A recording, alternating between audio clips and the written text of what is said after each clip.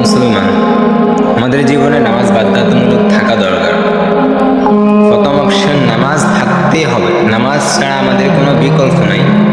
আমরা যেরকম এক বেলা না খেলে, দুই বেলা না খেলে, তিন বেলা টাইমে খেতে হয়, খাবার খেতে হয়, তেমনইভাবে নামাজ ছাড়া আমরা অর্থহীন।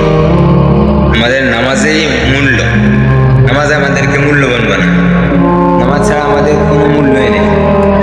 তাই বলি নামাজকে বাদ দেওয়া যাবে না। নামাজ আমাদের জীবনে বাধ্যতামূলক করে নিতে হবে সবাইকে।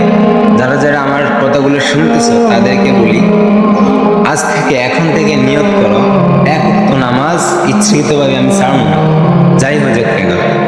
সবসময় মনে রাখবো কি এটাই আমার শেষ নামাজ, আমার হায়াত এখন শেষ হয়ে যেতে পারে। নামাজ জাস্ট দোয়া।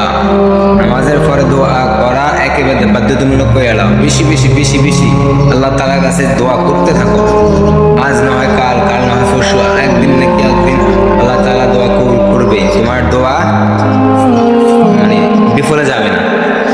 তুমি দোয়া করার, যদি ভালো দোয়া করো, হালাল ভাবে দোয়া করো, তাহলে তোমার এই দুনিয়ায় না হোক পরকালে তোমার দোয়া কবুল হবেই। রাসূল সাল্লাল্লাহু আলাইহি ওয়াসাল্লাম বলেছে, দোয়াই ইবাদত, দোয়াও একটা ইবাদত। তাই বেশি বেশি দোয়া করো। নামাজ বাধ্যতামূলক জীবনে রাখবা। নামাজ ছাড়া আমরা মুসলমান কিভাবে বলি আমরা নিজেদেরকে, তাই না?